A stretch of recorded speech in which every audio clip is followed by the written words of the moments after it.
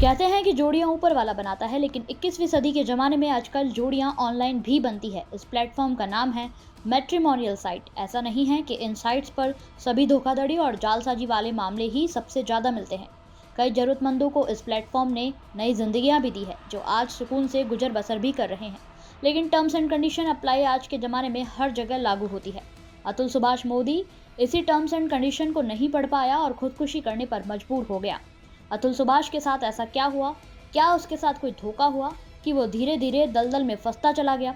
अतुल ने ऐसा क्या गुनाह किया था जिसकी उसे अपनी जान गंवाकर कीमत चुकानी पड़ी? हम आपको बताते हैं। अब जो थोड़े बहुत जो मेरे आखिरी काम है कंप्लीट करके मैं मुक्ति पाना चाहूँगा।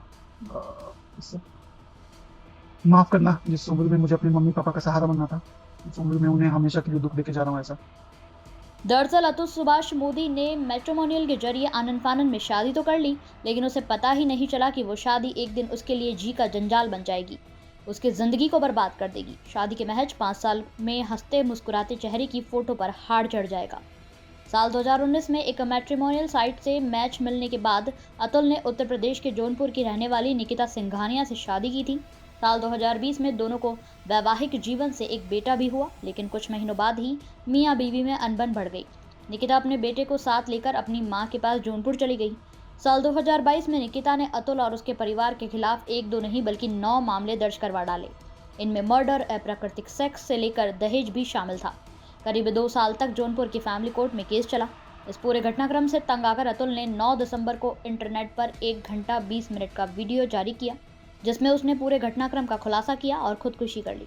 अतुल ने अपने वीडियो में बताया कि कैसे उसे उसकी पत्नी, सास, साला, चाचा, ससुर ने अतुल का हैरेसमेंट किया है। मानो शादी अतुल से नहीं बल्कि उसकी सैलरी और पैसों से की थी। वीडियो सामने आने के बाद मीडिया के दबाव के बाद AI engineer Atul Subhash suicide case में अतुल की पत्नी, सास और साले को गिरफ्तार किया गया। चाणक्य नीति कहती है कि किसी भी लड़की या लड़के का चुनाव उसके गुणों और संस्कार के आधार पर करना चाहिए, लेकिन मैट्रिमोनियल साइट्स पर ना तो किसी के गुणों का डाटा होता है और ना ही संस्कारों का। अतुल और उसके परिवार वाले इसी टर्म्स एंड कंडीशन को नहीं समझ पाए। आनन फानन में चटमंगनी पर ब्याह कर लिया, जिसका खामियाजा न सिर्फ अतुल को अपनी जान गंवाकर चुकाना पड़ा, बल्कि अतुल के परिवार को अपने कलेजे का टुकड़ा खोकर भी चुकाना पड़ा।